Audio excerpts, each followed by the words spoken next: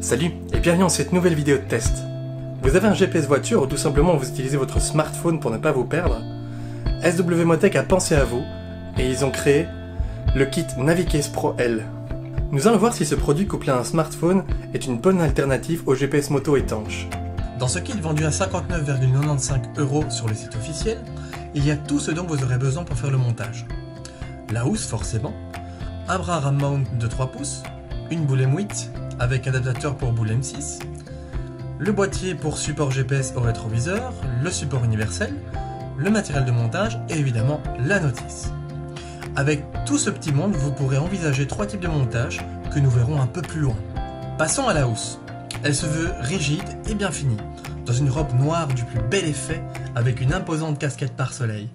Elle dispose d'une ouverture sur le bas afin d'y glisser un câble d'alimentation pour GPS, peut-être smartphone. La fermeture éclair renforcée est de qualité. D'ailleurs, elle est censée résister aux projections d'eau, ce que nous vérifierons par la suite. De plus, ils ont même pensé à mettre 2 crochets à l'arrière pour bloquer les tirettes afin d'éviter qu'elles ne se balancent pas en roulant. Quant aux dimensions, nous avons donc pour l'intérieur du 156 x 111 x 38 mm, donc c'est la hauteur, largeur, profondeur, et pour l'extérieur, 160 sur 115 sur 42, toujours en millimètres, et c'est toujours la hauteur, longueur, profondeur. De quoi accueillir bon nombre de smartphones ou GPS. Lorsqu'on ouvre la housse, on a 3 parties en mousse maintenues par 2 lanières avec velcro.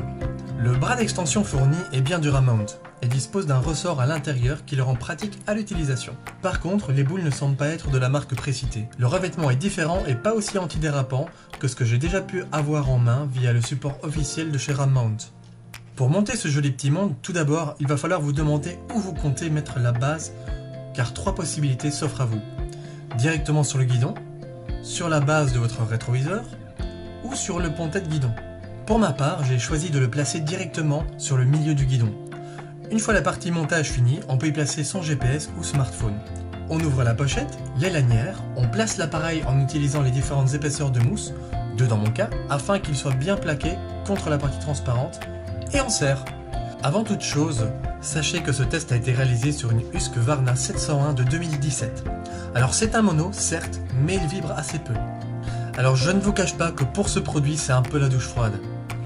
Même lorsque le bras d'extension est bien serré, je peux toujours bouger l'ensemble du système à la main et avec une certaine facilité. Le problème vient bien du revêtement des boules qui n'est pas du tout antidérapant. En fait, c'est une simple peinture, rien de plus.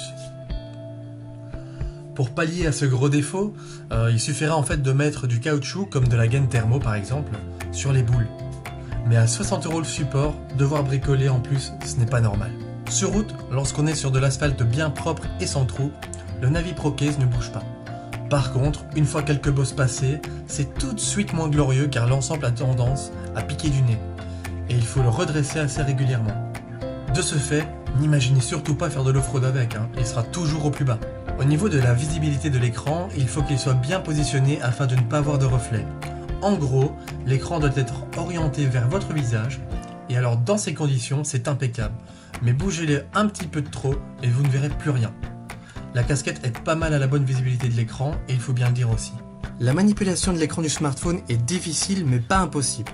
Elle se fera bien entendu sans gants, car le plastique transparent n'est pas un super conducteur, il faut bien le dire. Si vous utilisez un smartphone, sachez qu'il aura tendance à surchauffer si vous l'utilisez comme GPS. En effet, l'absence de vent sur celui-ci fait que la chaleur s'emmagasine. Cela peut créer un arrêt pour surchauffe de votre téléphone dernière génération. Venons-en à l'ouverture qui permet la recharge.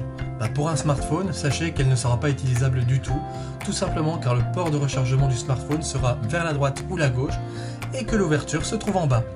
De ce fait, c'est uniquement utilisable avec un GPS traditionnel. Alors au nom de la science et du test, je vais maintenant aller vérifier l'étanchéité de la bestiole. J'ai mis un paquet de mouchoirs et ouais, un beau petit lave. Et enfin l'autre défaut, l'étanchéité. C'est un produit dit résistant aux éclaboussures. Alors s'il résistera à de petites pluies, une bonne drache comme on dit par chez nous, aura vite fait de venir à bout de son imperméabilité. Ce qui est bien dommage compte tenu du fait qu'il n'y ait pas de véritable housse étanche à mettre par-dessus. Donc pour utiliser ce produit, le mieux serait d'avoir une moto carénée avec une bonne bulle de protection. Au moins, le produit ne sera pas trop mouillé car il n'est résistant qu'aux éclaboussures.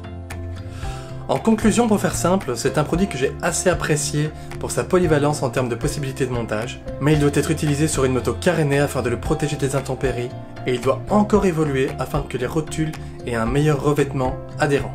Alors comme d'habitude, si vous avez la moindre question, n'hésitez pas, la rubrique commentaire est là pour ça, elle est juste en dessous.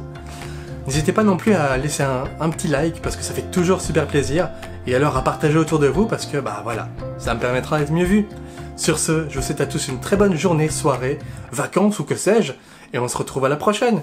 Ciao ciao!